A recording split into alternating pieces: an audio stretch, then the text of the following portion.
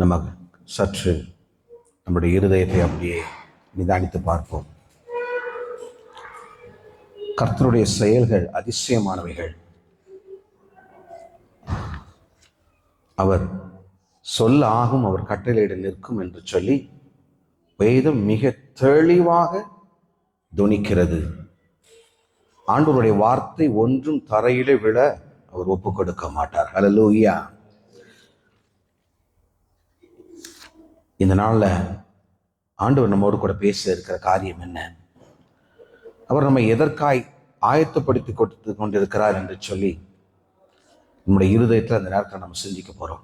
சற்று நேரம், ஒரு ஃபியூ செகண்ட்ஸ். ஆண்டவரே, for what you are calling me, என்னை எதற்காய் அழைத்தீர், என்னை எதற்காய் தெரிந்து கொண்டீர், என்னை எதற்காய் பெயர் சொல்லி அழைத்தீர் என்று சொல்லி கொஞ்சம் அப்படியே நம்முடைய இருதயத்தில் நம்முடைய உலக காரியங்கள், கவலைகள் எல்லாவற்றையும் கொஞ்சம் அப்படி ஒதுக்கி வச்சுட்டு, இப்போ there is a God standing right before you.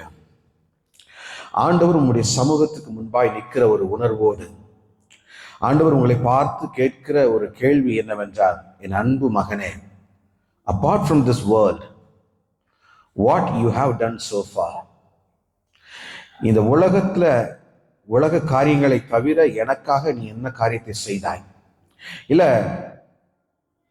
why I have chosen you from your mother's womb? நான் எதற்காய் தாயின் கருவிலே உன்னை நான் தெரிந்து கொண்டேன்? Why I have called you? நான் எதற்காய் உன்னை பெயர் சொல்லி அழைத்தேன் என்று சொல்லி கூப்பிடுகிற சத்தம் உங்களுடைய காதுகளில் இந்த நேரத்தில் துணிக்கட்டும். நம்முடைய ஈகோஸ், நம்முடைய பண பிரச்சனைகள், நம்முடைய வேலையில் இருக்கிற பிரச்சனைகள், நம்முடைய உலகத்தில் இருக்கிற கவலைகள், காரியங்கள் எல்லாவற்றையும் ஒரு மணி நேரம் அப்படியே ஒதுக்கி வைத்து விடுவோம். இப்போ நம்முடைய சிந்தையில இயேசு அப்படியே வந்து அமருகிறார். நம்முடைய இருதயங்களை பரிசுத்த ஆவியானவர் அப்படியே நிரப்புகிறார். நம்மை அப்படியே நமக்குள் வந்து அவராகவே நம்மை மாறச் சொல்லி அவர் ஒரு உந்துதலை கொடுக்கிறார். அந்த காரியத்தை உணர்ந்த பிள்ளைகளாய் இப்பொழுது நாம் அமர்ந்திருக்கிற போகிறோம்.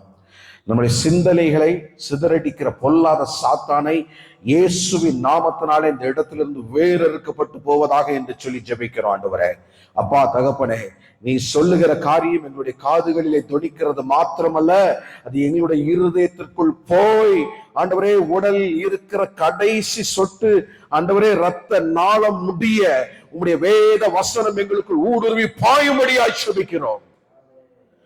எங்களுக்கு டிஸ்ட்ராக்ஷனா ஒன்றும் கூட அந்த நேரத்தில் வருகிறது இல்லை. இயேசுவின் நாமத்தினாலே துதி கன மகிமையெல்லாம் ஒருவருக்கிறேன். அப்பா, என்னை தாழ்த்தியும் கரத்தில் ஒப்புக் கொடுக்கிறோம். ரட்சகர் இயேசுவின் நாமத்தினாலே கேட்கிறோம், அன்பின் நல்ல பிதாவே. ஆமென், ஆமென். ஹல்லேலூயா, ஹல்லேலூயா, ஹல்லேலூயா. எல்லாரும் சந்தோஷமா இருக்கீங்களா? எல்லாரும் சந்தோஷமா இருக்கிறீங்களா? என்ன ஒண்ணு பதிலே வர மாட்டேங்குது. எல்லாரும் are you happy? இல்ல, நம்ம உலகத்தை நினைக்கும் பொழுது நமக்கு வருகிற பாடுகள் நம்மை அழுத்தும்.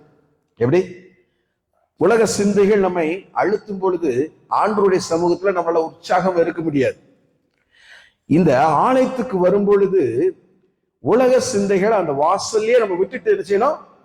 உள்ள வந்துடணும். அப்போ முழு இருதயத்தோடு அவர் நம்மளால என்ன செய்ய முடியும்? துதிக்க முடியும். முதலாவது தேவனுடைய ராஜ்யத்தையும் அதனுடைய நீதியும் தேடுங்கள், அப்பொழுது இந்த உலகத்துல இருக்கிற எல்லா காரியங்களும் உங்களுக்கு கூட கொடுக்கப்படும். அழகா சொல்லி இருக்கிறார். அப்போ நம்ம உள்ள வரும் பொழுது அவருடைய சிந்தையை வந்து அமர்ந்திருக்கும் பொழுது அந்த இருதயத்திலிருந்து புறப்படுகிற ஒரு மகிழ்ச்சி இருக்கு பாருங்க, ஒரு ஆனந்தம் இருக்கு பாருங்க. அது எல்லை இதழ் இல்லாதது, அது விவரிக்க இயலாதது. ஹல்லேலூயா. அப்படிப்பட்ட சிந்தையும் ஆனந்தமும் இந்த நேரத்தில் உங்களுடைய இருதயத்தில் செய்யணும், வரணும். ஹல்லேலூயா. சரி, நாம இப்போ செய்திக்குள்ளாய் நாம் கடந்து போவோம். இந்த நாளிலும் செய்திக்கு ஆதாரமாக தெரிந்து கொள்ளப்பட்ட வேத வசனம் பரிசுத்த அப்போஸ்தலன் எழுதின யோவான் நற்செய்தி நூலில் இருந்து 14வது அதிகாரம் 5வது வசனத்தை நம்ம வாசிக்கலாம். எனக்கு இன்னைக்கு கண்ணு கொஞ்சம் தெளிவா தெரியுது. எப்படி? Glory to God. Amen. 5வது வசனம்.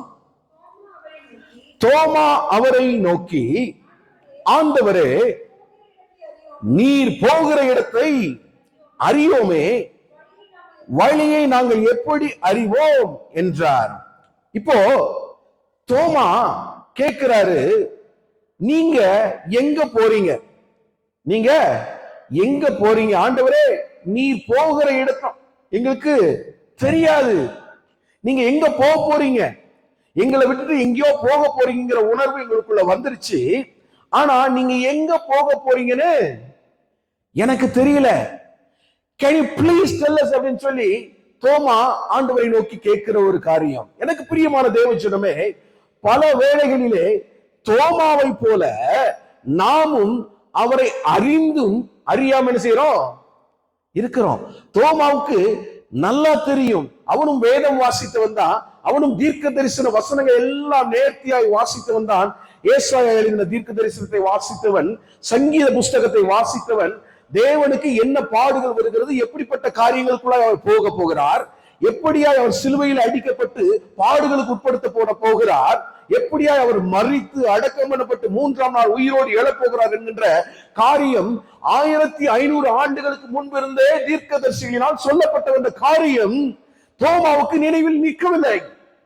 மாறாக ஒரு சாதாரண ஒரு மனிதனை போல, ஒரு ஃப்ரெண்டை போல அவன் கேட்கிறான், ஆண்டவரே, நீங்க எங்கேயோ போறீங்க, நீங்க எங்க போறீங்க அது எங்களுக்கு தெரியல. பல வேளைகளிலே இயேசு நம்மோடு கூட இருக்கிற உணர்வு நமக்கு இல்லாமல் போவதுதான் இந்த உலகத்திலே நமக்கு தோல்விக்கான முதல் படியாய் அமைகிறது. பிரியமானவர்களே, ஆண்டவர் நம்மோடு இருக்கிற, நடக்கிற, பேசுகிற ஒரு உணர்வை அடையாதபடிக்கு உலக கவலைகள் தேவனையும் நம்மையும் வேறு பிரித்து வைத்திருக்கிற காரணத்தினால இயேசுவின் காரியங்களை அடையாளம் கண்டு கொள்ள முடியாதபடிக்கு, அல்லது இயேசு உங்கள் அருகில் நின்று என் அன்பு மகனே, என் அன்பு மகளே என்று சொல்லி கூப்பிடுகிற சத்தம் கேளாதபடிக்கு வாசல் கதவில் நின்று இதோ கதவை தட்டுகிறேன், ஒருவன் என் சத்தத்தை கேட்டு தன் கதவை திறந்தால் அவனுக்குள் நான் பிரவேசிப்பேன், அவனோடு வாசம் பண்ணுவேன், அவனோடு நான் இருந்து போஜனம் பண்ணுவேன், அவனை வழி நடத்துவேன், அவனுடைய காரியங்கள் எல்லாவற்றையும் வாய்க்க செய்வேன் என்று வாக்குரைத்த தேவனின் சத்தத்தை பல வேளைகளில் நாம் அறிகிறதில்லை. ஆண்டவர் போகிற வழி நமக்கு தெரியல, அவர் எங்க இருக்கிறார் என்று நாம் அறியாதபடிக்கு கண்கள் குருடாக்கப்பட்டவர்களாய் இந்த உலகத்திலே சுற்றி திரிகிற அநேக நேரங்கள் நமக்கு உண்டு. இன்னைக்கு ஆண்டவர் நினைவுபடுத்துகிறார், நான் உன் பக்கத்துல தான் இருக்கிறேன். I'm standing right before you. I'm standing beside of you. நான் உன் வலது புறத்திலே உன் பக்கத்திலே நின்று கொண்டிருப்பதை நீ உணரவில்லையா என்று சொல்லி ஆண்டவர் நம்மை பார்த்து கேட்கிற ஒரு கேள்வி. இன்னைக்கு இயேசு தோமாவிடம் அதற்கான பதிலை அவர் சொல்லுகிறார் பாருங்க. அதற்கு இயேசு, நானே வழியும் நானே சத்தியமும் நானே ஜீவனுமாய் இருக்கிறேன், என்னையே அல்லாமல் ஒருவனும் பிதாவினிடத்தில் வரான். நானே உங்களுக்கு வழி, நானே உங்களுக்கு சத்தியம், நானே உங்களுக்கு உயிரும் ஜீவனுமாய் இருக்கிறேன். பல வேளைகளிலே நமக்கு நேரிடுகிற காரியம் என்ன? நம்மளுடைய நாடி துடிப்பு அல்லது உயிர் துடிப்பு என்று சொல்லப்படுகிற ஒரு காரியம் எங்கிருந்து நமக்கு கிடைக்கப்பட்டது என்பதை மறந்த பிள்ளைகளாய் நம்ம அலையிறதுதான் நமக்கு பிரச்சனையே. நம்ம பல நேரங்களிலே வேதம் நமக்கு தெளிவாக நாம் எந்த வழியில் நடக்க வேண்டும், இயேசு உனக்கு யார், பரிசுத்த ஆவியானவர் உனக்குள் எப்படி கிரியை செய்கிறார், பிதாவை நீ வந்து அடைய வேண்டிய வழி என்ன என்று சொல்லி மிக அழகாக கோடிடப்பட்டு காட்டப்பட்டிருந்த காரியத்தை நாம் காணாதவர்களாய், உணராதவர்களாய், கேட்டும் கேளாதவர்களாய் இருப்பதுதான் நம்முடைய வாழ்க்கையில் நமக்கு பிரச்சனையாய் வருகிறது. கொஞ்சம் யோசித்து பாருங்க. அவர் தெளிவாக சொல்லி போயிருக்கிறார், நானே வழியும் சத்தியமும் ஜீவனுமாய் இருக்கிறேன். நீங்க பரலோகத்துக்கு வரணும்னா, நித்திய வாழ்க்கைக்கு வந்து அடையணும்னா, இயேசுவை போல அவரோடு கூட பிதாவை கனம் பண்ணுகிற ஒரு காரியத்துக்குள்ள நீங்க வரணும்னா, அவர் போகிற வழியை நாம் அறிந்து அவரை பின்தொடர்ந்து போக வேண்டியது நம்முடைய வாழ்க்கையில் மிக அவசியமாக இருக்கிறது. அதாவது அவர் சொல்றாரு, I am the way. நானே உனக்கு வழி, நானே உனக்கு சத்தியம், நானே உனக்கு ஜீவன் என்று சொல்லி சொல்லுகிற இயேசுவின் சத்தம் நம்முடைய காதுகளிலே தொனிக்கட்டும் பிரியமானவர்களே. யோவான் 10ஆம் அதிகாரம் 9வது வசனம் இப்படியாக சொல்லுகிறது. யோவான் 10ஆம் அதிகாரம் 9வது வசனம், நானே வாசல், என் வழியாய் ஒருவன் வந்தா அவன் ரட்சிக்கப்படுவான், அவன் உள்ளும் புறமும் சென்று மேய்ச்சலை கண்டடைவான். நம்ம உலகத்துல நம்ம நடக்க வேண்டிய வழி என்ன, எந்த வாசல் வழியாக உட்பிரவேசிக்கணும் என்கின்ற காரியம் அநேக வேலைகளில் நமக்கு தெரிகிறது இல்ல. நம்ம ஒரு அட்ரஸ் கண்டுபிடிக்கணும், எப்படி அலைவோம்? அப்படி இங்க போஸ்ட் கோடு வண்டியில போட்டு விட்டா நேர வீட்டுக்கு முன்னால கொண்டு போய் நிப்பாட்டிருது. ஆனா நம்ம ஊர்ல எல்லாம் ஒரு அட்ரஸ் கண்டுபிடிக்கணும்னா நாயா பேய அலையணும், கண்டே பிடிக்க முடியாது. நம்பர் 44 போட்டிருக்கோம், சென்ட் தாமஸ் தெருன்னு போட்டிருக்கோம். இதுல எங்க வீட்டு அட்ரஸ் ஒரு பெரிய குழப்படி உண்டு.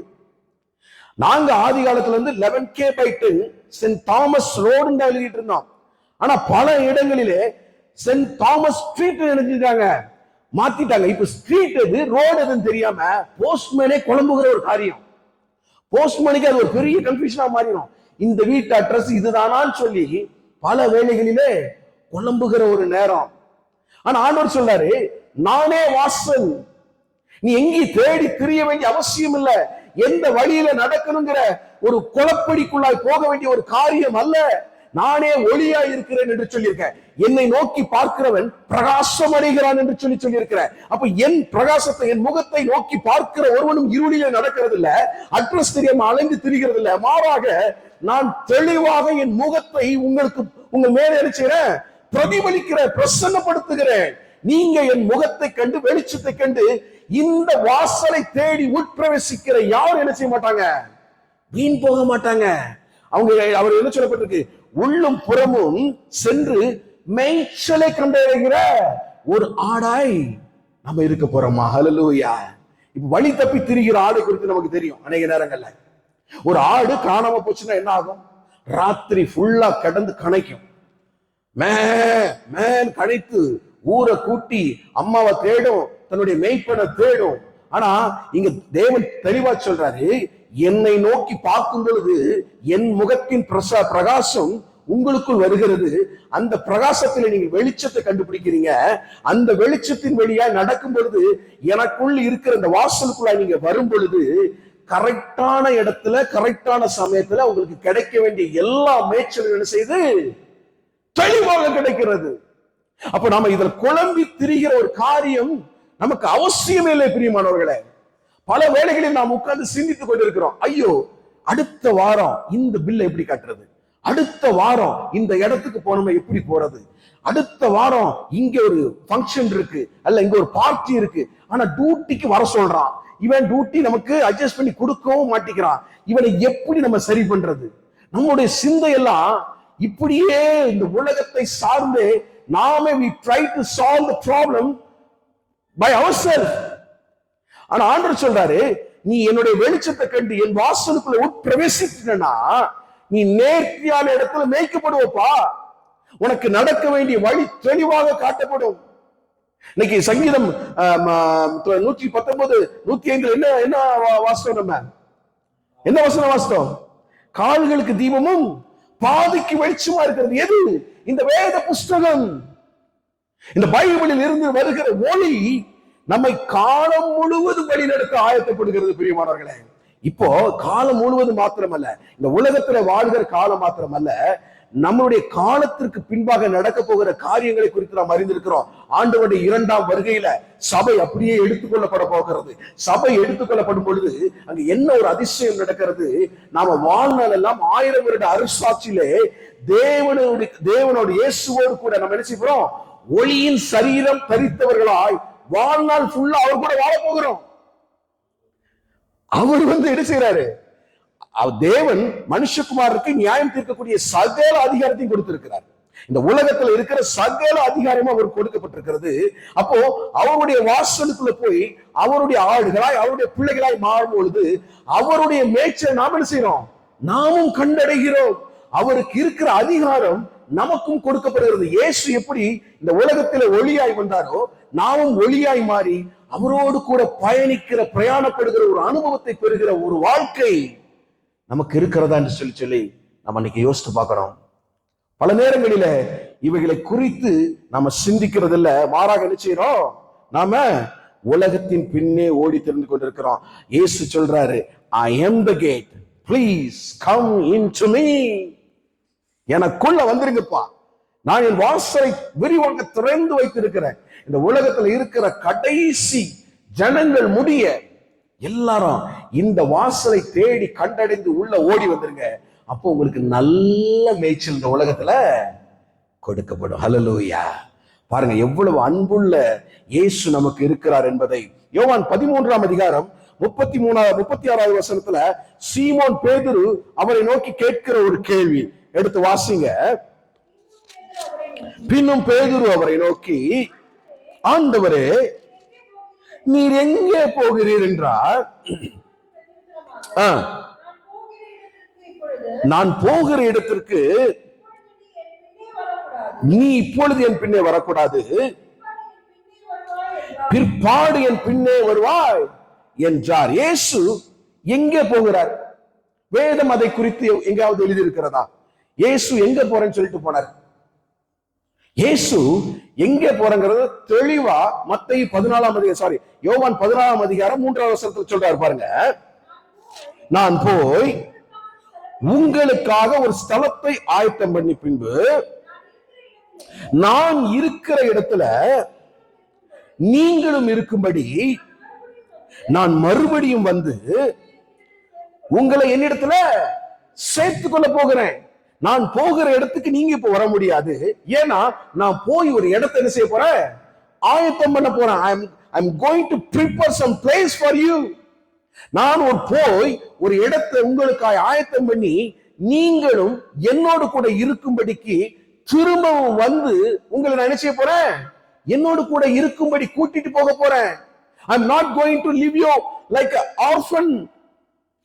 உங்களை நான் என்ன செய்ய போறதில்லை, ஒரு திக்கற்ற பிள்ளைகளாய், ஒரு அனாதைகளாய் இந்த உலகத்துல நான் விட்டுட்டு போக மாட்டேன். நான் போகும் பொழுது வெறுமையா போகிறது இல்ல, உங்களுக்கு ஒரு தேற்றரவாளனை கொடுத்துட்டு போகிறேன்னு சொல்லி யோவான் 14ஆம் அதிகாரத்துல சொல்லியிருக்காரு.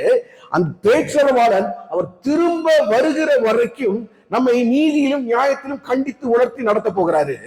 நாம அந்த வழியில நடக்கும் பொழுது இயேசு ப்ரிப்பேர் பண்ணி கொண்டிருக்கிற அந்த இடத்திற்கு நாமளும் போய் சேரும்படிக்கு, அவரோடு கூட வாசம் பண்ணும்படிக்கு அவர் திரும்பவும் வந்து நம்மை கூட்டி கொண்டு போவதற்காக என்ன செய்யறாரு, போறாரு.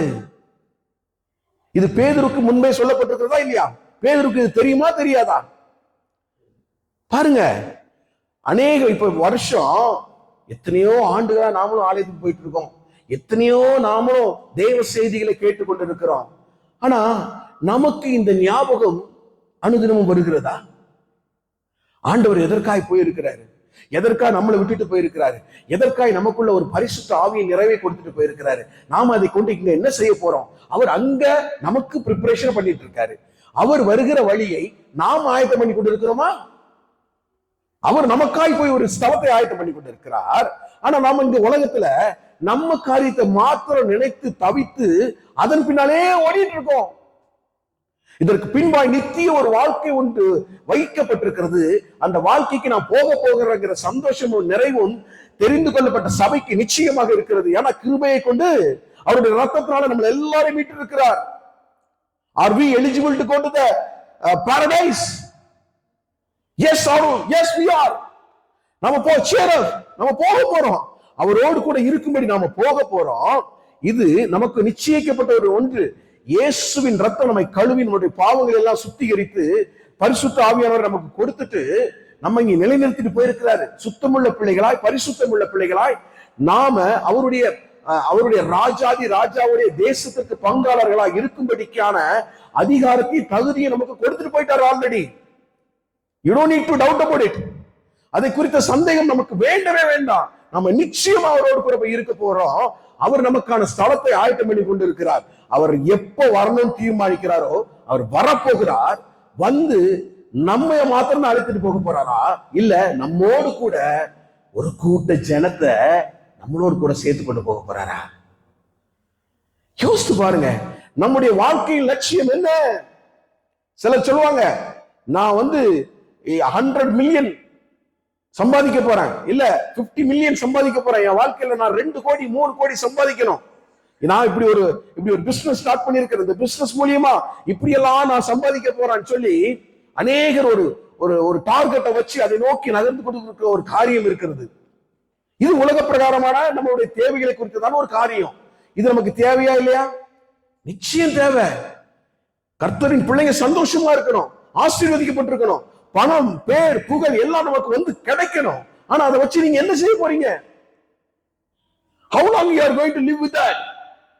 இப்ப பலத்தின் மிகுதினால் 80 வருஷம் தான் நம்முடைய ஜீவன் பைபிள் பிரகாரம். அப்ப கிரேஸ் ஆஃப் காட் 90 ஆகட்டும், 100 ஆகட்டும், 120 ஆகட்டும். இப்பதான் இடையில 120 வயசுல ஒரு பாட்டி மறந்து போனாங்க. இப்போ இதுக்கு அப்புறம் நாம சம்பாதித்த பேர் புகழ் ஆஸ்தி அந்தஸ்துகள் எல்லாம் யாருக்கு போகுது? நம்ம கூட போட்டு புதைக்க போறாங்களா? கடைசியில இங்க இருக்கிற இந்த போதரத்தை கூட உருவிட்டு தான் புதைக்க போறாங்க. அப்ப பாருங்க, இந்த உலக காரியத்திற்குள்ள, இந்த உலக காரியத்தால் அழிந்து போகிற உலக பொருட்களால நம்ம என்ன செய்யறோம்? நண்பர்களை சம்பாதித்துக் கொள்கிறோம், நம்முடைய காரியத்தை நம்ம சந்தோஷமா வாழ்றோம், வாழ்க்கைய நாம ஒரு திருப்தியோட முடிக்கிறோம். ஆனா வேதம் சொல்லுகிற பிரகாரம், பவுல் சொல்லுகிற பிரகாரம், நல்ல போராட்டத்தை போராடின, ஓட்டத்தை முடித்து, ஜீவ கிரீடத்தை நான் விசுவாசத்தை காத்துக்கொண்டேன், ஜீவ கிரீடம் இது முதல் எனக்காக வைக்கப்பட்டிருக்கிறது நிச்சயம் நமக்கு இருக்கிறதா? பாருங்க, நம்முடைய ஓட்டம் உலகத்தை நோக்கி மாத்திரமே இருக்கிறத, ஆண்டவர் நமக்கு ஒரு பணியை கொடுத்துட்டு போயிருக்கிறாரு, ஒரு வேலையை கொடுத்துட்டு போயிருக்கிறாரு. இந்த வேலையை யார் செய்வா? உங்களை விட்டா இல்ல என்ன விட்டா யார் செய்ய போறா? அப்போ ரெண்டையும் பேலன்ஸ் பண்ணி நாம உலகத்துல ஓட வேண்டியது மிக மிக அவசியமா இருக்கிறது. அதான் பல நேரங்கள்ல நமக்கு என்ன செய்யறது இல்ல, தெளிவது இல்ல. அவர் எதற்காய் போயிருக்கிறார்? நமக்கு ஒரு ஸ்தலத்தை ஆயத்தம் பண்ண போயிருக்கிறார். ஆனா அவருக்கான ஸ்தலத்தை நாம ஆயத்தம் பண்ணி கொண்டிருக்கிறோமா? யோசித்து பாருங்க. பழைய பாடல் ஒன்று தெரியுமா? கட்டடம் கட்டிடும் சிருஷ்டிகராம், கட்டிடுவோம் கிறிஸ்தேசுவுக்காய், சுத்தியல் வைத்து அடித்தல்ல, ரம்பத்தால் மரத்தை அறுத்தல்ல, சுத்தியல் வைத்து அடித்தல்ல, ரம்பத்தால் மரத்தை அறுத்தல்ல, கட்டடம் கட்டிடும் சிருஷ்டிகளாம், கட்டிடுவோம் கிறிஸ்தேசுவுக்காய். பாருங்க, கை வேலை இல்லாத ஒரு கட்டடம் நம்ம கட்டணும். அவர் நமக்காய் ஒரு ஸ்தலத்தை ஆயத்தம் பண்ணி கொண்டிருக்கிறார், அதற்காக போயிருக்கிறார். அவர் வேலை அவர் நேர்த்தியாய் செய்து கொண்டிருக்கிறார். ஆனா அவரை நோக்கி பார்க்கிற நாம அவர் நமக்கு கொடுத்த வேலையை செஞ்சிட்டு இருக்கிறோமா? இது தெரியாம தான் நாம இப்படி சுத்திட்டு இருக்கோம். அங்கதான், அதனாலதான் பேதுரு அந்த வார்த்தையை கேட்கிறாரு, நீங்க எங்க போறீங்க, நான் எப்படி உங்க இடத்துல வர போறேன்னு சொல்லி. இப்போ யோவான் 14ஆம் அதிகாரம் 18 அவர் சொல்றாரு, நான் உங்களை திக்கற்ற பிள்ளைகளாய் விடேன், உங்களிடத்துல வருவேன் என்று சொல்லி வாக்குரைத்திருக்கிறாரு. யோவான் 14:6 இயேசு, நானே வழியும் சத்தியமும் ஜீவனுமாய் இருக்கிறேன், என்னை அல்லாமல் ஒருவனும் பிதாவினிடத்தில் நினைச்ச முடியாது, வர முடியாதுன்னு சொல்லி இருக்கிறாரு. 7வது வசனம் எப்படியாய் சொல்லுகிறது? என்னை அறிந்தீர்களானால் என் பிதாவையும் அறிந்திருக்கிறீர்கள், இது முதல் நீங்கள் அவரை அறிந்தும் அவரை கண்டும் இருக்கிறீர்கள் என்று சொல்லி சொல்றாரு. இப்போ இயேசுவ நம்ம எல்லாம் முகமுகமா கண்டிருக்கிறோமா? எத்தனை பேர் பார்த்திருக்கீங்க இயேசுவ? பிதாவாகிய தேவனை நம்ம முகமுகமா கண்டிருக்கிறோமா? இல்ல. ஆனா இயேசு கிறிஸ்துவோடு நடந்த ஜனங்களுக்கு அவர் சொல்லுகிற காரியம் என்ன? நீங்க என்னை பின்பற்றி வந்தால் என் பிதாவை என்ன செய்ய முடியும்? வந்தடைய முடியும். அதனால அவர் சொல்றாரு, நம்முடைய ஃபைனல் டெஸ்டினேஷன் எங்க இருக்கு? பிதாவை நோக்கின பயணமாய் அது அமைய வேண்டும். அவரது கடைசி காலத்துல ஆரவாரத்தோடு நம்ம கேருபீன்களும் சேராபீன்களும் எப்படியாய் தேவனை ஆராதிக்கிறாங்களோ அப்படி அந்த ஆராதனை கூடத்துல யாரெல்லாம் இருக்கணும்? யாரெல்லாம் இருக்கணும்? நீங்க இருக்கணும், நீங்க இருக்கணும், நீங்க இருக்கணும், நீங்க இருக்கணும், நானும் இருக்கணும். அவர் அதான் சொல்றாரு, வழி தெரியாம திக்கற்ற பிள்ளைகளா நீங்க என்ன செய்ய போறது இல்ல, அலைய போறது இல்ல. நான் உங்களுக்காக சகல காரியங்களையும் நான் தெரிந்து கொண்டேன் என்று சொல்லி இருக்கிறாரு. இப்போ பிலிப்பு அவரை நோக்கி ஒரு கேள்வி கேட்கிறார், ஆண்டவரே பிதாவை எங்களுக்கு காண்பியும், அது எங்களுக்கு போதும் என்று சொல்லி. பிதாவை பார்க்கிறதுக்கு பிலிப்புக்கு ரொம்ப ஆசை. அவர் சொல்றாரு, பிதாவை நான் பார்க்கணும்னு ஆசை, உங்களை பார்த்துட்டேன், உங்க கூட நடந்துட்டேன், இந்த அனுபவத்தை நான் பெற்றிருக்கிறேன். இப்ப பிலிப்புக்கு ஒரு ஆசை வருது. நீங்க சொன்னீங்க, என்னை காண்கிறவன் என் பிதாவை காண்கிறான், என்ன பார்க்கிறவன் என் பிதாவை பார்க்க முடியும் என்று சொல்லி அழகா சொல்லிட்டீங்க. Can you please show the daddy? ஒரு ஆண்டவரை எங்களுக்கு காட்டுங்கன்னு சொல்லி கேட்கும் பொழுது இயேசு அழகாக அவனுக்கு ஒரு பதில் சொல்லுகிறார். பாருங்க 8வது வசனத்துல, 9வது வசனம். பிலிப்புவே, இவ்வளவு காலம் நான் உங்களுடனே கூட இருந்தும் நீ என்னை அறியவில்லையா? என்னை கண்டவன் பிதாவை கண்டான். அப்படி இருக்க பிதாவை எங்களுக்கு காண்பியும் என்று எப்படி சொல்ற? பாருங்க, பிரச்சனை யார்கிட்ட இருக்கு? பிலிப்புட்ட தான் இருக்கு. அவர் சொல்றார், நானே வழியும் சத்தியமும் ஜீவன், என்ன பார்த்துட்டா நீ அவரை பார்த்துட்டப்பா. இப்ப இஸ்லாமியர்கள் பல வேளைகளிலே நம்மை போட்டு குழப்புறதுக்கு ஒரு காரணம் என்ன? இயேசு ஒரு தீர்க்கதரிசி, அவர் 2வது வருவார், நியாயம் தீர்க்க வருவார்னு எல்லாம் ஒத்துக்கிறாங்க. ஆனா அவரை கடவுள் என்கின்ற ஸ்தானத்திலே அவர்கள் ஏற்றுக்கொள்கிறது இல்லை. யூதர்களும் அதை ஏற்றுக்கொள்கிறது இல்லை. இப்ப பிரச்சனை எங்க வருது? இவரு ஒரு தீர்க்கதரிசி, அவரு கடவுள், கடவுளும் தீர்க்கதரிசி வேற அப்படின்றாங்க. ஆனா இவர் தேவ புத்திரனாய் தன்னுடைய மகிமை எல்லாவற்றையும் திறந்து வந்த காரியத்தை பல வேளைகளில் என்ன செய்யறது இல்ல, நாம யோசிக்கிறது இல்ல, மற்றவங்களுக்கு சொல்லி கொடுக்கிறது இல்ல. இதுலதான் நம்ம தவறி விழுகிற ஒரு பெரிய காரியமே. ஆனா அவர் சொல்ற என்ன சொல்றாரு? தெளிவா சொல்லியிருக்காரு. அதற்கு இயேசு, பிலிப்புவே, இவ்வளவு காலம் நான் உங்களுடனே கூட இருந்தும் நீங்கள் என்னை அறியவில்லையா? முதல்ல பிலிப்பு அறிஞ்சாதான் என்ன நடக்கும்? பிலிப்பு போய் அடுத்தவங்களுக்கு நான் பார்த்தேன், என் தேவனை நான் பார்த்தேன், முகமுகமாய் கண்டேன். மோசே சொன்னார்ல, என் தேவனை நான் முகமுகமாய் கண்டேன் என்று சொல்லி, அப்படிப்பட்ட ஒரு அனுபவத்தை பெற்ற பிள்ளைகளாய் நீங்களும் நானும் மாற வேண்டும் என்பதுதான் தேவனுடைய ஆசை. அவர் அதான் சொல்றாரு, இயேசுவை கண்டால் நாம பிதாவை கண்ட ஒரு அனுபவத்தை அடைந்த பிள்ளைகளா இருக்கிறோம். அதனாலதான் அவர் சொல்றாரு, நானே வாசல், எனக்குள்ள நீங்க வந்துட்டீங்கன்னா சகல மேய்ச்சல்களும் உங்களுக்கு காண்பிக்கப்படும். எனக்கு என்னென்ன அதிகாரத்தை கொடுத்திருக்கிறாரோ அவைகள் எல்லாவற்றையும் நான் என்ன செய்ய போறேன்? உங்களுக்கு கொடுக்க போறேன். உங்களையும் அப்படிப்பட்ட ஒரு உன்னதமான வாழ்க்கைக்குள்ளாய் நான் என்ன செய்ய போறேன்? வழி நடத்த போறேன் அப்படின்னு சொல்லி சொல்றாரு. இப்போ யாத்ராகமம் 15ஆம் அதிகாரம் 8வது வசனத்துல மோசே இயேசுவை குறித்து ஒரு தேவனை குறித்து ஒரு காரியம் சொல்றாரு. பாருங்களேன், உமது நாசியின் சுவாசத்தை ஜலம் குவிந்து நின்றது. பாருங்க, வெள்ளம் குவியலாய் நின்றுச்சா? ஆமா. இப்போ ஆண்டவர் சொல்றாரு, என்னுடைய சக்தி அன்னைக்கு எப்படி இருந்ததோ, என்னுடைய காரியம் எப்படி வல்லமையா இருந்ததோ இன்னும் அப்படிதான் இருக்குது. ஆனா நான் என்ன செய்யறது இல்லை. இது எதற்காக சொல்லப்படுறாரு?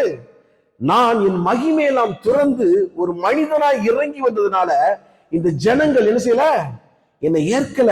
என்னை பார்க்கிறவங்க எனக்குள் பிதா இருக்கிற அந்த மகிமையை என்ன செய்யல, அவங்க காணல. அவங்க காணாதது அவங்களுடைய குற்றம். ஆனா நீ என்னை அறிந்தும் என்னை அறியாம இருக்கிறிய. இப்ப கிறிஸ்தவர்கள் நோக்கி ஆண்டவர் கேட்கிற கேள்வி இதுதான்.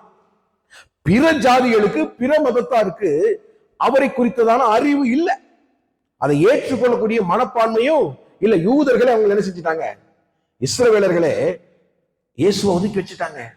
பிசாசு பிடித்தவன், பெயல்செபூவினால் பிசாசுகளை துரத்துகிறான் என்று சொல்லி ஆண்டவரையே குற்றப்படுத்தின ஒரு ஜாதி ஆண்டவர் ஒதுக்கி வச்சுட்டாங்க.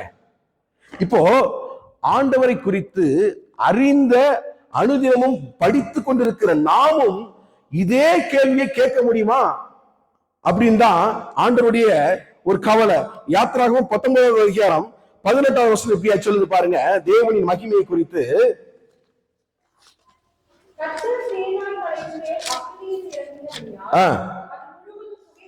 அது முழுவதும் புகைக்கடாய் எழும்பிச்சு,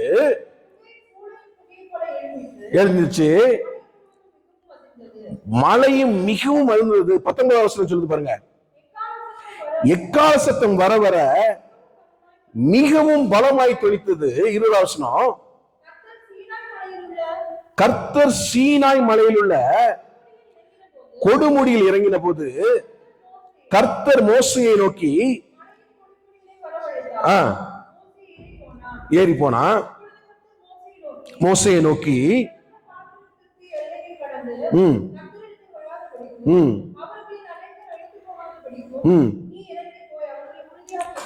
இங்க ஒரு பேரியர் வைக்கிறார் ஆண்டவர்.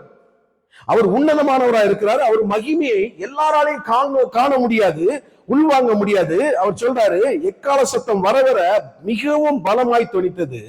இயேசு சீனாய் மலையில அக்னி கடலாய் இறங்கி அங்க எரிந்து கொண்டிருக்கிறார். கர்த்தர் மோசேயை நோக்கி சொல்றாரு, யாரும் என் கிட்ட வராதபடி பார்த்துக்கொள். யாரும் என் கிட்ட வரக்கூடாது. என்னுடைய மகிமையை காண அவர்களால் முடியாது. ஆடு மாடுகளானாலும் மிருக ஜீவனானாலும் மனிதர்களானாலும் என்ன செய்யக்கூடாது, இந்த எல்லையை தாண்டி வராதபடிக்கு எனக்கும் அவர்களுக்கும் ஒரு தடையை ஏற்படுத்துகிறார். இப்ப இயேசு இந்த தடையெல்லாம் உடைச்சி பிலிப்புடைய தோல்ல கையை போட்டுட்டு சொல்றாரு, என்னை கண்டவன் என் பிதாவை கண்டிருக்கிறான். ஹல்லேலூயா. பாருங்க, எவ்வளவு ஒரு வல்லமையான தேவனை எவ்வளவு எளிதாக அடையக்கூடிய ஒரு வழிய இயேசு நமக்கு காண்பித்து போயிருக்கிறார் என்று சொல்லி. இப்ப புரியுதா உங்களுக்கு? இயேசு எதற்காக தன் சீஷர்கள் இப்படி இருக்கிறாங்கன்னு சொல்லி கவலைப்படுறாரு. நானே வழியும் சக்தியும் ஜீவனுமாய் இருக்கிறேன் என்று நீங்க அறிந்திருந்தும் என்ன செய்யறதுல அதை உங்களுடைய வாழ்க்கையில நீங்க அபியாசப்படுத்துறது இல்ல. கிறிஸ்தவர்கள் என்று சொல்லி பெயர் பெற்றிருக்கிற நாம இயேசுவை குறித்ததான சரியான அறிவு இல்லாதபடிக்கு நாம சுற்றி திரிகிறதுனால நடக்கிற காரியம் என்ன, அவருக்கும் நமக்கு ஒரு கேப் அதிகமாயிட்டே போகுது. இப்போ இந்த கேப்ப உடைக்கணுங்கிறதுக்காக தான் ஆண்டவர் பிலிப்பை பார்த்து சொல்லுகிறார். என்ன சொல்றாரு, நீ என் கூட இருக்க போற, என்னை கண்டவன் பிதாவை கண்டடைவான் என்று சொல்லி பிலிப்புடைய தோல்ல கையை போட்டு சொல்லுகிற ஒரு காரியம். பாருங்க, அவர் மகிமை உள்ளவர். தேவன் மகிமை உள்ளவராய் இருக்கிறார். அவர் பற்றி எரிகிற அக்னியா இருக்கிறார். அவர் பட்சிக்கிற அக்னி என்று சொல்லி சொல்லப்பட்டிருக்கிறது.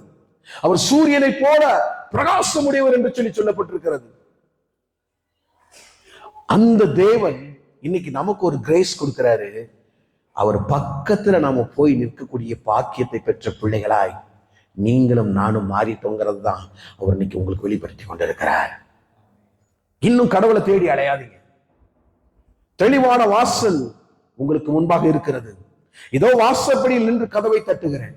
ஒருவன் என் சத்தத்தை கேட்டு கதவை திறந்தால் நான் உள்ள வாரேன். நான் உள்ள வந்து உன் ஃப்ரெண்டா, உன் அப்பாவா, உன் அம்மாவா, நீ ஆசைப்படுகிற எல்லாத்துக்கும் எல்லாமாய் உன் வாழ்க்கையில நான் உன்னோடு கூட பிரயாணப்படுகிறேன் என்பதை ஆண்டவர் இந்த நாளில் உங்களுக்கு ஞாபகப்படுத்துகிறார். பிரியமானவர்களே, அல்லேலூயா.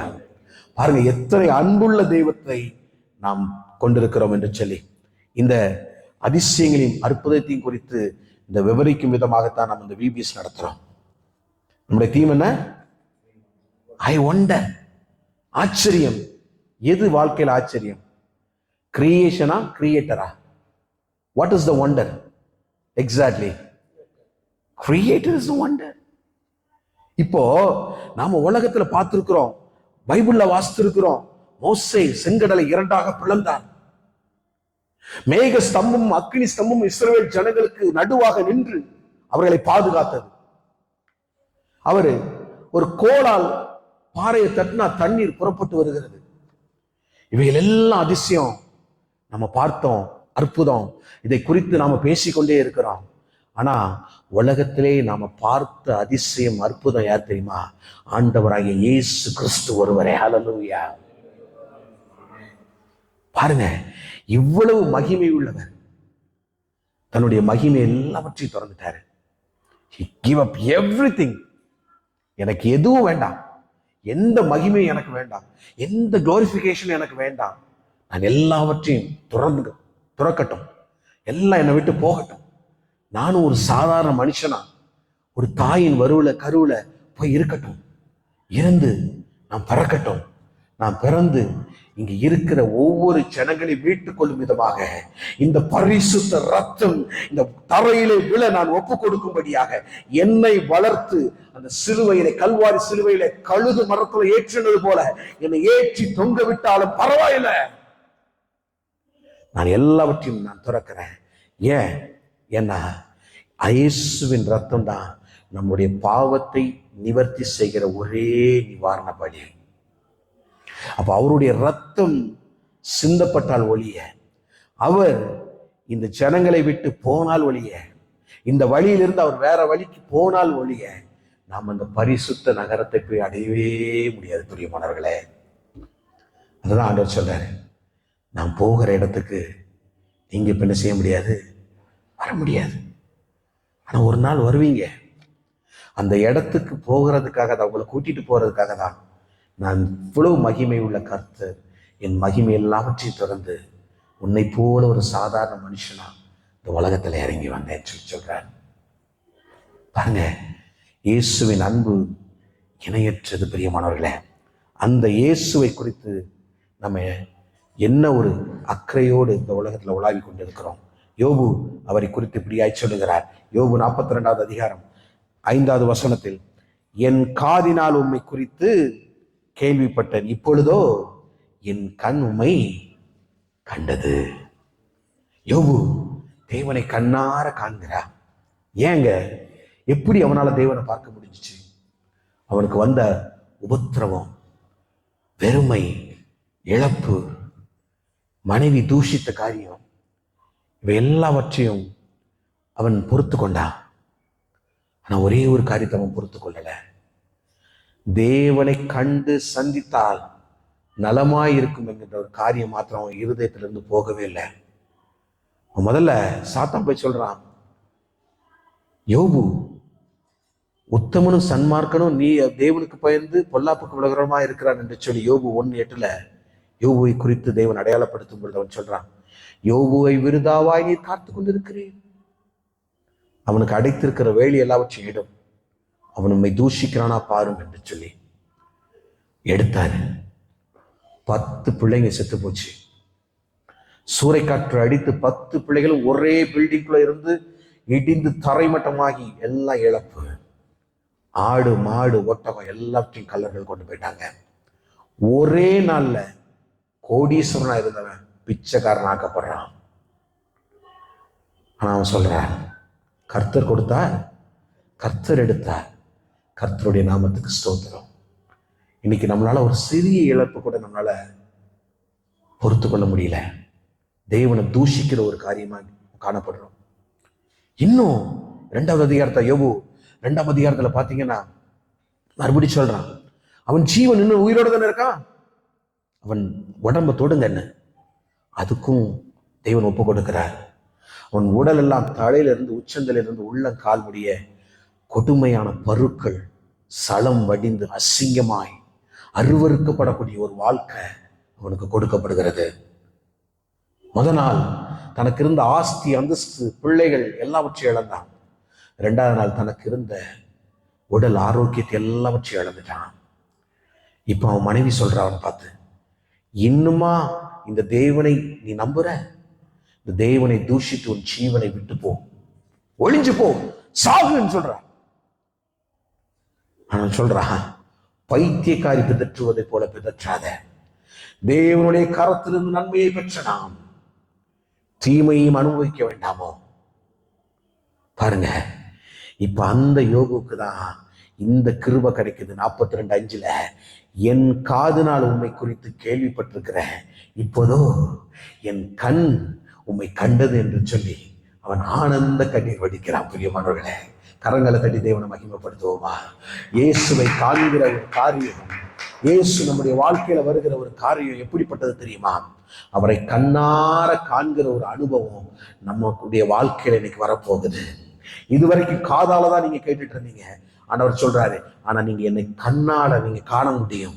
உங்களுடைய உத்தமத்துல நீங்க நிலைத்திருக்கும் பொழுது, உலக காரியங்களை நீங்கள் வெறுக்கும் பொழுது, இயேசுவின் காரியத்தை முன்னெடுத்து செல்லும் பொழுது, இயேசுவுக்காய் வைராக்கியம் உள்ள ஜனங்களாய் நாம வாழும் பொழுது, அவரை கண்ணார காண்கிற ஒரு அனுபவம் உங்களுக்கும் எனக்கும் கொடுக்கப்படுறதுல எந்த சந்தேகமும் இல்லை பிரியமானவர்களே. ஹல்லேலூயா. இதை விட ஒன்று நம்ம வாழ்க்கையில் என்ன அனுபவிச்சிட போறோம் பாருங்க. ஆண்டவர் நமக்கு கொடுத்திருக்கிற காரியங்கள் எல்லாம் நன்மையானது. அதுதான் பிலிப்பியர் 2:10 அப்படியா சொல்கிறது, இயேசுவின் நாமத்தில் வானோர் பூதலத்தோர் பூமியின் கீழானோர் யாவருடைய முழங்கால்களும் முடங்கும்படிக்கான அதிகாரத்தை நான் அவருக்கு கொடுத்தேன். 11 சொல்லுது, பிதாவாகிய தேவனுடைய மகிமையாக இயேசு கிறிஸ்து கர்த்தரென்று நாவுகள் யாவும் அறிக்கை பண்ணுவதற்கும் எல்லா நாமத்திற்கும் மேலான நாமத்தை அவருக்கு கர்த்தர் தந்தருளினாராம். இப்படிப்பட்ட இயேசுதான் பிலிப்பு தோல்ல கையை போட்டு சொல்றாரு, இப்ப வரமாட்டேன், ஆனா நீ நான் போற இடத்தை கண்டுபிடிச்சு நிச்சயமா வருவேன். இன்னைக்கு நமக்கும் தெய்வன் இந்த உத்தரவாதத்தை கொடுக்க ஆசைப்படுகிறார். என் அன்பு மகனே, என் அன்பு மகளே, அங்கலாய்த்து கொண்டிருக்கிறாயா? வாழ்க்கையில தவித்து கொண்டிருக்கிறாயா? ஒரு நல்ல உறவு எனக்கு கிடைக்கலையே, ஒரு நல்ல ரிலேஷன்ஷிப் எனக்கு கிடைக்கலையே, ஒரு நல்ல மனைவி எனக்கு கிடைக்கலையே, இல்ல நல்ல கணவன் உனக்கு கிடைக்கலையே, இல்ல நல்ல உடல் ஆரோக்கியம் எனக்கு கிடைக்கலையே, நல்ல வசதி வாய்ப்புகள் எனக்கு கிடைக்கலையே, நல்ல வேலை வாய்ப்புகள் எனக்கு கிடைக்கலையே என்று சொல்லி அங்கலாய்த்து கொண்டிருக்கிறாயா? ஆண்டவர் சொல்றாரு, இவை எல்லாத்தையும் மறந்துரு. forget everything. எல்லாவற்றையும் மறந்துரு. என்ன தேடி வந்துரு, ஏன் வாசலுக்குள்ள உள்ள வந்துரு. உனக்கு சகல மேய்ச்சல்களையும் கண்டடையும்படியான கிருபையை நான் உனக்கு தர்றேன் அப்படின்னு சொல்றாரு. அதனாலதான் சொல்றாரு, நானே வழி, நானே சத்தியம், நானே ஜீவன். ஹல்லேலூயா. இதுக்கு மேல நம்மளை யாரு ஆட்சி தேற்ற முடியும் பிரியமானவர்களே? இன்னும் அந்த இயேசுவை நம்பாம இந்த உலகத்தின் காரியங்களை நம்பி பின்னால ஓடிட்டு இருக்கீங்க. ஆண்டவர் சொல்றாரு, இன்னைக்கு என்னை கண்டடைகிறவன் பிதாவை கண்டடைய போகிறான். நம்ம பிலிப்பியர்ல வாச பிரகாரமா சகல மகிமை அவருக்கு கொடுக்கப்பட்டிருந்தாலும் அதை எல்லாவற்றையும் அவர் கொள்ளையாடின பொருளாக எண்ணாம தம்மை தாமே தாழ்த்தி வெறுமையாக்கினாராம். யாருக்காக? உங்களுக்காகவும் எனக்காகவும் தான். அந்த இயேசுவை உதறி தள்ளி போகிறதுக்கு நமக்கு என்ன, எப்படிப்பட்ட ஒரு இருதயம் இருக்கணும் கொஞ்சம் யோசித்து பாருங்க. அதான் கலாத்தியர் 3:13 சொல்லப்பட்டிருக்கிறது, மரத்திலே தூக்கப்பட்ட எவனும் சபிக்கப்பட்டவன் என்று எழுதியிருக்கிறபடி கிறிஸ்து நமக்காக சாபமானார். பாருங்க, நமக்காக நம்ம பொண்டாட்டி கூட சாபமாக மாட்டார், நமக்காக நம்ம பிள்ளைங்க சாபமாகாது, நமக்காக பிள்ளைங்க கஷ்டத்தை அனுபவிக்காது, நமக்காக நம்மளுடைய மனைவி கஷ்டத்தை அனுபவிக்க மாட்டா ஒரு அளவுக்கு மேல. ஆனா அவர் சொல்றாரு, நான் சாபமாகவே மாறிட்டேன்ப்பா, உங்களுக்காக, உங்களை மீட்டும் பொருட்டாக நான் சாபமாகவே மாறிட்டேன்னு சொல்றாரு. நம்ம கடைசி ஒரு காரியத்தை நான் சொல்லி முடிக்கிறேன். ஒரு முறை பல ஆண்டுகளுக்கு முன்பாக ஒரு ஊரில் 2 சகோதரர்கள் வாழ்ந்தாங்க. நம்ம இந்தியாவில தான், தமிழ்நாட்டில் நடந்த ஒரு காரியம் தான் இது. இந்த 2 சகோதரர்கள்ல ஒருவர் ஆண்டவரை ஏற்றுக்கொண்டவர், ஆண்டவரை ருசி பார்த்தவர். ஆனா இன்னொரு ஆளு பயங்கர முரட்டாட்டமான ஒரு ஆள். உலக காரியத்துக்குள்ளாய் நண்பர்கள் ஃப்ரெண்ட்ஸு, கேளிக்கை அப்படின்னு சொல்லி உலக காரியமா சுற்றி திரிகிற ஒரு மனுஷன். இப்படி உங்களுக்குள்ள ஒரு பெரிய வித்தியாசம், அண்ணனுக்கும் தம்பிக்கு ஒரு பெரிய வித்தியாசம். உங்க வாழ்க்கை போயிட்டே இருக்குது, அண்ணனுடைய வாழ்க்கையும் நடந்து போயிட்டு இருக்கு, தம்பியுடைய வாழ்க்கையும் போயிட்டு இருக்கு. ஒரு நாள் ராத்திரி இவன் வழக்கமா வெளியில போய் நல்லா குடிச்சிட்டு உலக காரியத்துல எல்லாம் இன்பமா இருந்துட்டு வீட்டுக்கு வர்றது வழக்கம். அதே மாதிரி ஒரு நாள் லேட்டா வாரான், கதவை தட்டுறான். அண்ணன் போய் கதவை திறக்கும் பொழுது அதிர்ச்சி. அவனுடைய கையில ஒரு கத்தி இருக்கு, அவன் உடம்பெல்லாம் ரத்தம். அண்ணனுக்கு உடனே புரிஞ்சிருச்சு என்ன நடந்திருக்கும், எங்கேயோ சண்டை போட்டு யாரையும் குத்திட்டு வந்திருக்கான் அப்படிங்கிறது அண்ணனுக்கு புரிஞ்சு போச்சு. இப்ப அண்ணன் சாமர்த்தியமா ஒரு காரியத்தை செய்யறாரு. டக்குன்னு அவனை உள்ள வீட்டுக்குள்ள வர வச்சு அவனுடைய ட்ரெஸ் எல்லாம் வாங்கி இவர் போட்டுட்டாரு, அந்த கத்தியை வாங்கி வச்சுக்கிட்டாரு. நீ போய் குளிச்சு துணியை மாத்துன்னு சொல்லி அவனை உள்ள அனுப்பிட்டாரு. இப்ப இவன் பாத்ரூம்ல போய் குளிச்சுட்டு ரத்தக்கரையெல்லாம் போக்கிட்டு ஒரு நல்ல மனுஷன் போல பாத்ரூம்ல இருந்து வெளியில வரான். ஆனா அண்ணன் ரத்த கரையோட நிக்கிறார், கத்தியோட நிக்கிறார். இப்ப போலீஸ் இவனை விரட்டிட்டு வந்த போலீஸ் உள்ள வருது. இவனை பார்த்த உடனே போலீஸ் இவன் தான் குற்றவாளின்னு சொல்லி முடிவு பண்ணிட்டாங்க, அவனை அரெஸ்ட் பண்ணிட்டாங்க. வாயை திறக்காம ஒரு வார்த்தை கூட பேசாம அந்த போலீஸார் கூட போயிட்டான். கோர்ட்ல இந்த கேஸ் நடந்தது. அவனுக்கு மரண தண்டனை கொடுக்கப்பட்டுச்சு, தூக்கு தண்டனை நிறைவேற்றணும்னு சொல்லி கொடுத்தாச்சு. இப்போ இந்த தம்பி ஏங்கி ஏங்கி அழுறான்.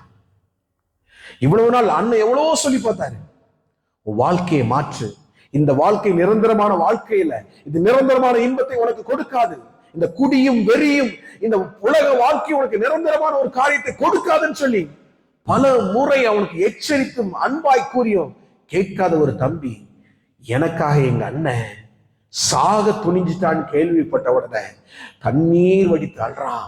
அண்ணனை ஓடி போய் கட்டி பிடிக்கிறான். ஜட்ஜ்மெண்ட் வந்தாச்சு, அண்ணன் சாக போறாரு, அண்ணன் தூக்கு மரத்துல ஏற போறாரு. அண்ணன் காலில் போய் விழுந்து கதறி கதறி அழுறான். நான் செய்த பாவத்திற்காக, நான் செய்த கொலைக்காக, நான் செய்த குற்றத்திற்காக அண்ணா நீ ஏன் சாக வேண்டும் என்று சொல்லி கண்ணீர் வடிக்கிறான். அந்த அண்ணன் சாதுவா அவனை பார்த்து அப்படியே 2 கரத்தால தூக்கி விட்டு சொன்னாரு, இயேசு இததான்ப்பா நமக்கு செஞ்ச 2000 வருஷத்துக்கு முன்னால. அந்த அன்பை ருசி பார்த்ததுனாலதான் என்னால உனக்காக என் உயிரையும் துறக்கக்கூடிய ஒரு காரியத்தை, ஒரு பண்புக்குள்ள என்னால வர முடிஞ்சது. இனிமேலாவது உன் வாழ்க்கையில் இருக்கிற எல்லா காரியத்தையும் விட்டுட்டு இயேசுக்கு உன் வாழ்க்கையை ஒப்பு கொடுத்து நீ வாழு என்று சொல்லி அந்த அண்ணன் தூக்கு மேடையிலே தன் உயிரை மாய்த்தான் என்று சொல்லி பார்க்கிறோம். சாதாரணமா கூட பிறந்த ஒரு சகோதரனால தன் சகோதரனுக்காக உயிரையே கொடுக்க முடியும்னா இயேசுவின் அன்பை நினைத்து பாருங்க. அவர் நமக்காய்ப்பட்ட பாடுகளை குறித்து சற்று யோசித்து பாருங்களேன். அந்த அந்த காட்சி அப்படியே உங்களுடைய கண்கள் முன்னால் இந்த நேரத்துல வரட்டுமே. அந்த சிலுவை காட்சியை அப்படியே உங்களுடைய கண்கள் காணட்டுமே. அவர் உங்களுக்காய்ப்பட்ட பாடுகளை கொஞ்சம் நினைச்சு பாருங்களேன். அவர் ஏங்கி தவித்த ஒரு காரியத்தை நினைத்து பாருங்களேன். இந்த உலக ஆசை நமக்கு எம்மாத்திரம். எனக்கு 46 வயசாகுது. நான் என் வாலிப வயசுல மனம் போல அலைஞ்சேன். என்னென்ன செய்யணுமோ எல்லாவற்றையும் செய்தேன். ஆனா நான் இன்னைக்கு சொல்றேன், எனக்கு அவைகள் உண்மையான சந்தோஷத்தை கொடுக்கலங்க. அதால கொடுக்க முடியல. நான் உலகத்தின் காரியத்துல எல்லாவற்றிலும் என்னால எவ்வளவு அனுபவிக்க முடியுமோ வாழ்க்கைய அவ்வளவு அனுபவித்து இருக்கிறேன். எவ்வளவு சேட்டை பண்ண முடியுமோ அவ்வளவு சேட்டை பண்ணி இருக்கிறேன். என் தாய் என்னை நினைத்து கண்ணீர் வடித்திருக்கிறாங்க. என் தகப்பன் என்னை நினைத்து கண்ணீர் வடித்திருக்கிறார். என் சகோதரிகள் என்னை நினைத்து கண்ணீர் வடித்திருக்கிறாங்க. இவருடைய வாழ்க்கை என்னமாய் முடியுமோ என்று சொல்லி அன்னைக்கு சொல்றேன், இயேசுவின் ரத்தம் என்னை மீட்டுக் கொண்ட பின்பு நான் அனுபவிக்கிற இந்த சந்தோஷத்திற்கு நேராய் வேற எந்த சந்தோஷத்தையும் என்னால ஈக்குவல் பண்ணி பார்க்கவே முடியலங்க. அதனாலதான் நான் சொல்றேன், உலகத்துல நாம காண்கிற அதிசயம் இயேசு. அந்த அதிசயத்தை குறித்து ஓடி ஓடி சொல்லுங்க எல்லாருக்கும். அவரின் அன்பை உங்களுடைய அயலார், உற்றார், உறவினர் எல்லாருக்கும் சொல்லுங்க. உங்கள் பிள்ளைகளுக்கு சொல்லுங்க, உங்கள் பேர பிள்ளைகளுக்கு சொல்லுங்க. எடுத்து கூறி அவர்களையும் இயேசுவின் வழியில் திருப்பி கொண்டு வாங்க. இதில் கிடைக்கிற இன்பமும் ஆனந்தமும் உலகத்துல நம்மளால வேற எதுலையும், உலகத்துல மனம் திரும்புகிற ஒரு பாவி நிமித்தம் பரலோகத்தில் இருக்கிற தேவதூதர்கள் எல்லாம் அவ்வளவு மகிழ்ச்சி அடைகிறாங்களாம். பாருங்க, அப்போ ஒரு விலை, ஒரு ஆத்மாவுடைய விலை இயேசுக்கு முன்பா எப்படி இருக்குதுன்னு சொல்லி கொஞ்சம் யோசித்து பாருங்க. போதும், நம்ம உலகத்துக்கு பின்பாய் ஓடினது போதும். ஆண்டவர் நமக்கு சகல ஆசீர்வாதத்தினாலும் நம்மை நிறைத்து இருக்கிறார். இனியாவது இயேசுக்கென்று ஏதாவது செய்கிற ஒரு பிள்ளைகளாய் நீங்களும் நானும் மாறிவிட வேண்டும் என்றுதான் தேவனுடைய ஆசை. கடைசியா கலாத்தியர் 3ஆம் அதிகாரம் 28வது வசனம் இப்படியாய் சொல்லுகிற இந்த வசனத்தை வாசித்து நம்ம முடிக்கலாம். யூதன் என்றும் கிரேக்கன் என்றும் இல்லை, அடிமை என்றும் சுயாதீனம் என்றும் இல்லை, ஆண் என்றும் பெண் என்றும் இல்லை, நீங்கள் எல்லாரும் கிறிஸ்து இயேசுக்குள் ஒன்றாய் இருக்கிறீர்கள் என்று சொல்லிட்டாரு. ஹல்லேலூயா. நாம் எல்லாரும் அவருக்குள்ள ஒன்றா இருக்கிறோமா. There is no differentiation between Jesus Christ and us. அவர் சொல்றாரு, அவருடைய ஈக்குவலுக்கு நம்மளை எடுத்துட்டு போய் வைக்கிறாரா. அதனாலதான் அவர் சொல்றாரு, இந்த வாசலுக்குள்ள, இந்த கேட்டுக்குள்ள வந்துருங்க, இந்த ரட்சிப்பின் கேட்டுக்குள்ள வந்துருங்க, உங்களுக்கு வாழ்க்கையில எல்லா காரியங்களும் கொடுக்கப்படும் என்று சொல்லி. இதை விட ஆனந்தம், இதை விட அதிசயம் இந்த உலகத்துல நமக்கு என்ன இருக்க முடியும் புரியுமானவர்களே? இந்த ஆனந்தத்தை அனுபவிக்க நீங்க விரும்புறீங்களா? Shall we all stand up and submit ourselves to God?